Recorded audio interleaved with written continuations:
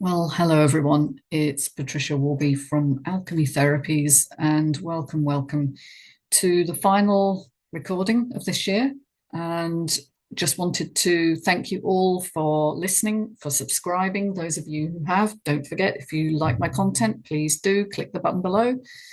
I wanted to talk today about a summary, really, of some of the things that I've learned this year. 2024 has been, I guess, a year of departures, to quote a client of mine, a year of departures. I love that. A year of kind of moving on to new things, perhaps for many of us, and saying goodbye to the old. And, for me, it's been very much a year of consolidating some of the stuff I do, but also bringing in the new.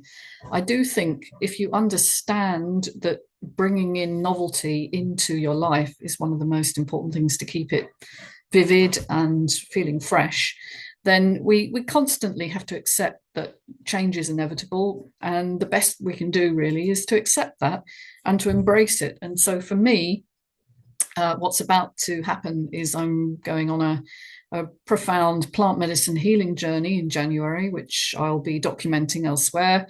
I mean, on the channel, but a separate video for that, a series of videos probably. I've done microdosing before.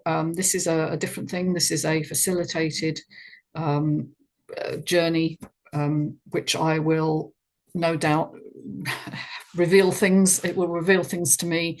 I'll learn a lot, I'm sure. But I felt that 2025, as it approaches now, has to be a journey into the unknown. And really, that's the healing journey. And being somebody who encourages other people, I know nonetheless I have to do my own healing at the same time.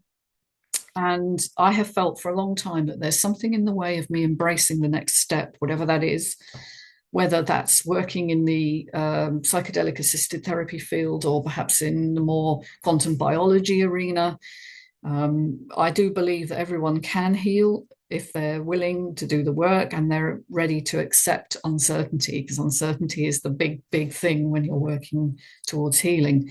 If you're coming at it from trying to fix the problem, it's very unlikely that it will happen. In fact, that's a stressful awareness and it creates stress in your autonomic nervous system. So it's best to embrace it as an uncertainty, but one that you can handle because you have the resources and you have the support, particularly if you're working with somebody. And that's what I'll be doing, of course. I'll be working one-to-one with somebody who's going to take me through the awareness, through the journey.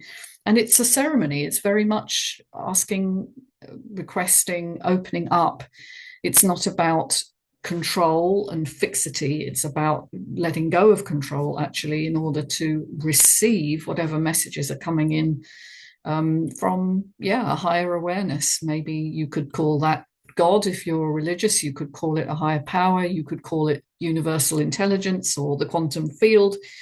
Which is a feedback and feed forward system, which we now know. Whatever you call it is immaterial.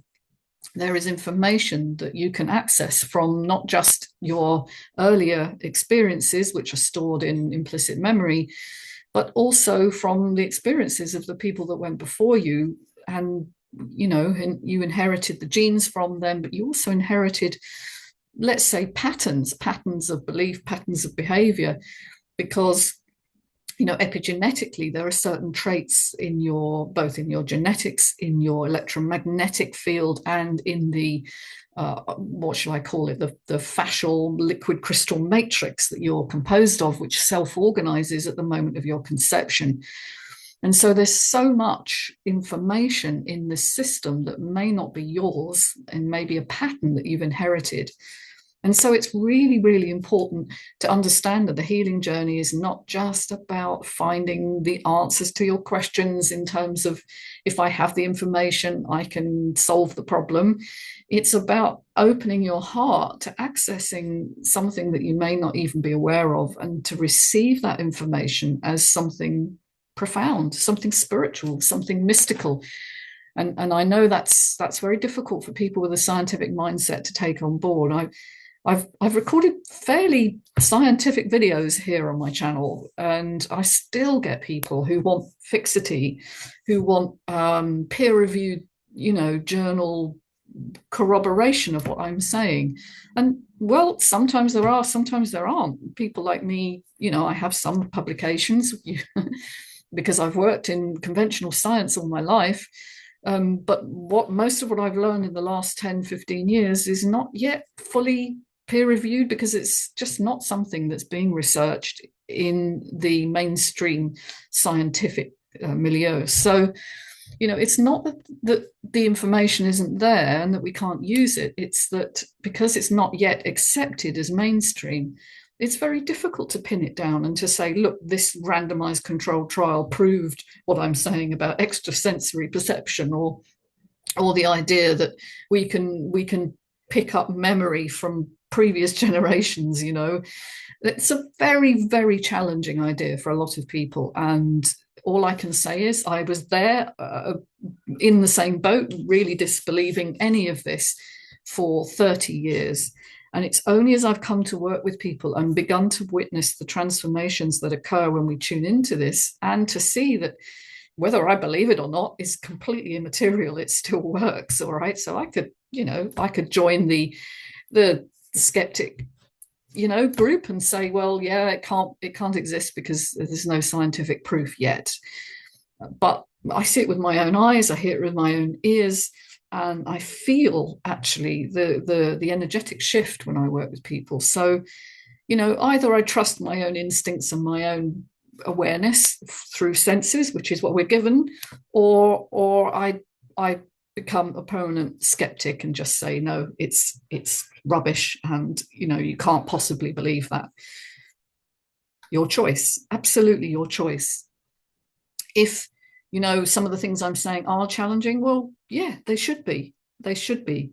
If we only ever corroborate what we already know, we will continue down the same road we're on at the moment, which is disaster for our planet, disaster for our communities. The rise in mental ill health at the moment is astronomical, because we've created a world that is so harsh and competitive and devoid of meaning.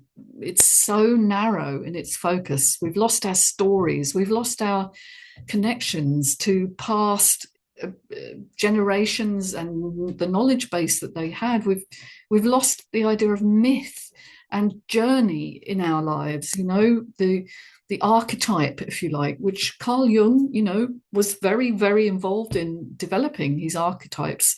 So there is the scientific basis for a lot of this, but it hasn't been brought together yet. It is, I believe, in process. I've seen some wonderful videos from very established scientists that kind of corroborate what I'm saying. I'll post some of the links below. I do think it's a very important understanding that memory is stored not just in our brains, but in the whole body matrix, because we are a matrix. We're a matrix of liquid crystal information. And why we've not understood that is because we've studied dead bodies to understand live ones. And that's a very limited understanding. When you try and dissect a body, all you're seeing is the dead tissue. So you're missing out pretty much all of the information content, whether through the genetic vibrational information exchange, or the electromagnetic properties and the voltage shifts in living tissue, and finally, that bioelectric nature of the fascial structures. So, we have missed out everything because we hardly ever studied living tissue. We only ever studied stained and dissected and dead tissue. So it's no surprise, really, that some of this information is only just coming out now as we begin to investigate what it means to be human, to be alive, to maybe embrace this moment, to set an intention as we approach the new year, to get perhaps more clarity, more light. Think of the word clarity. It comes from clair, light, bringing more of us into the light of awareness of what it means to be a fully aware and awake human being who's able to be vulnerable, to understand that we're not perfect, that we don't have to criticize each other to make ourselves feel good, we don't have to judge ourselves harshly because we didn't achieve what we felt we should have done, or our parents felt we should have done, or indeed what other people are managing, because it's a very false society when we look online and we see everyone having the perfect life, particularly over the Christmas holidays, when everything is about supposed family togetherness and this rose-tinted view of what it means to be in a family, or to have kind of extended support, which many of us don't have. And so I really want to reach out to those of you who maybe, like me, have struggled in life, have found it difficult, have had anxiety, have had depression, have had issues that haven't been able to be quickly changed by using your mindset, by using your brain.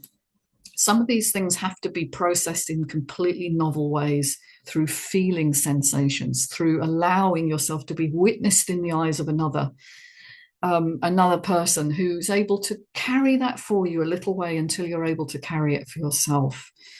We have to clear the channels that have been blocked. Often healing is about a blockage in access to inner information that feeds up from the body, from this field matrix that we're embedded in.